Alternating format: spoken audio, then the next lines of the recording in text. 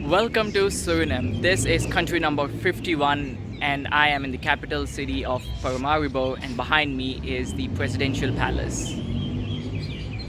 Welcome to Chai Travels. I visited Suriname in November of 2022, and in this video, I'll take you through what you can do for 3 days in Suriname.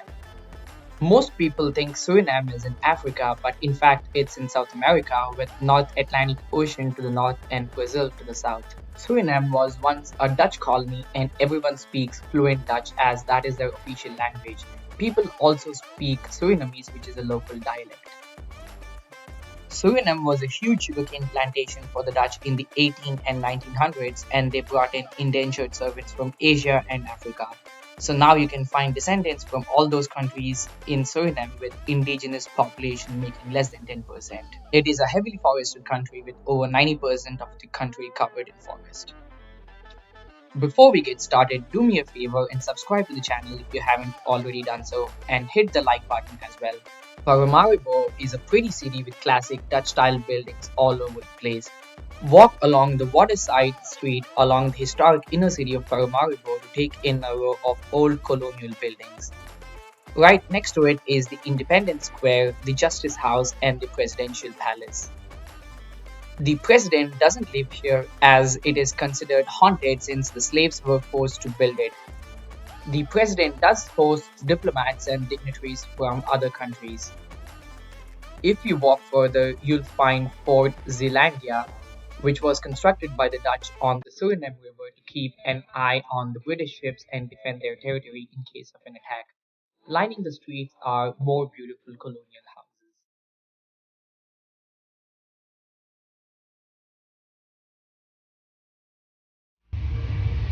Suriname has a lot of immigrants that came from India, and the statue behind me is dedicated to the immigrants that came from India.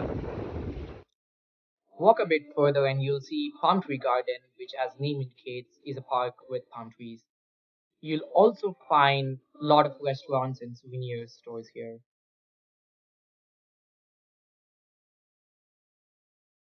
If you have time, you can go and visit the rum house, which is a rum distillery and a museum.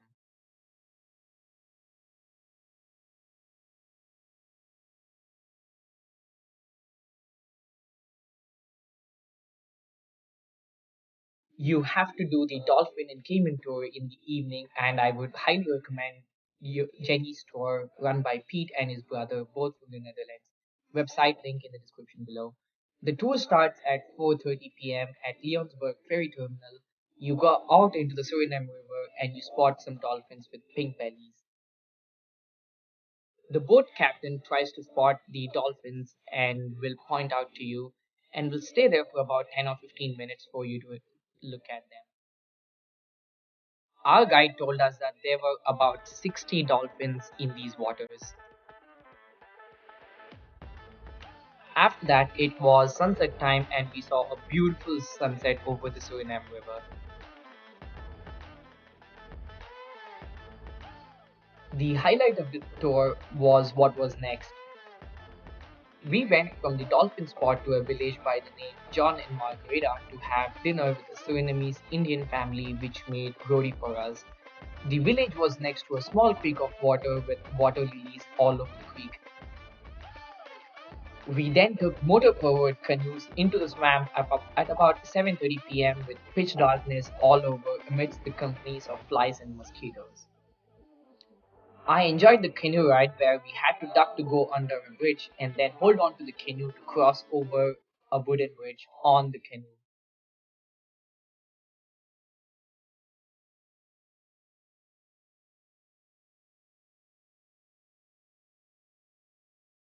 Then we arrived in the swamp where the caiman lived. Our tour guide flashed her light into the swamp and we saw numerous pairs of glistening eyes, caiman eyes. Our canoe driver locked in on a caiman, drove the canoe close to it, and used a rope of salt and fished the caiman out of the water. It was a small baby caiman, and we all got to pet it.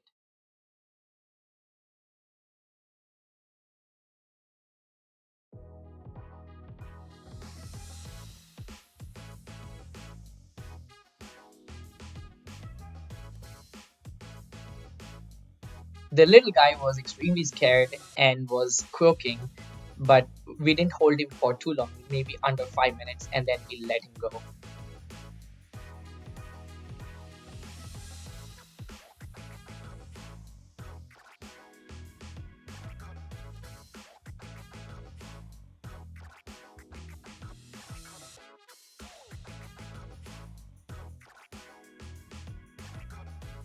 The ride back was incredible with calm water acting as a mirror under the moonlight with the mirror image of the swarm that had formed on the water surface. I reached my hotel at about 9:30 p.m. and saw there was a huge party going on at the Independence Square. I spent the second day going on a tour to Brownsberg Park. I booked a tour with Jenny's again and we left at about 7:30 a.m. from the capital and took about 2.5 hours to reach. We saw some monkeys right at the entrance of the park and our guide gave us an explanation of the park. This is a man-made lake. It was caused due to the flooding of a river to build a hydroelectric power station.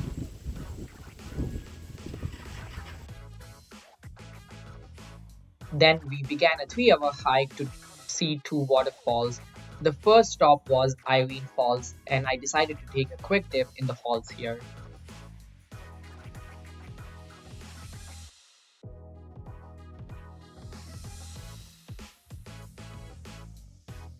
The second waterfall was Leopold Falls. It was pretty cool to see a bat cave and bats flying inside a cave right at the waterfalls. The next day, I woke up bright and early and visited St. Peter and St. Paul Cathedral, which is the largest wooden structure in the Western Hemisphere and is from the 1885. The next stop was the Neva Shalom Synagogue, where I got a tour of the place by the community head.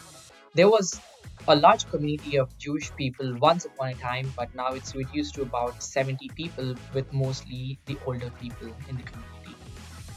They showed us a Torah which is over 300 years old and several other scriptures now damaged that are much older. The community head told us about the tragic tales of some community members who were at the wrong place at the wrong time during World War II in Europe and were killed by the Nazis. This is the synagogue of Suriname, and right next door is the mosque. This is the SIV mosque, or the Surinamese Islamiyat Verning mosque. This is the Centrum Kerk Church. Just now visited a synagogue and a mosque, and now rounding it off with the church. Behind me is a church. Doesn't look like a classic church. Instead, it has like an hexagonal shape and structure, but inside there is a statue of the Jesus Christ. There are all the elements you find in a classic church. So it is a church. I just exchanged some US dollar for Surinamese local currency here, and I want to explore what souvenirs I can get from this country. I am at the Readytex Crafts and Souvenir store. I want to go check out what I can buy from here. With the day coming to a close and before the store shuts down, I wanted to grab some souvenirs. And these are the four souvenirs that I ended up getting from Suriname. Suriname is unlike the rest of South America. It is so much different. The language, the people, and most importantly, the experiences. I was surprised to see the diaspora of Indian people that speak Hindi, make Indian food, and worship Indian gods. If you ever get a chance, definitely visit this beautiful country. It's very safe and very affordable.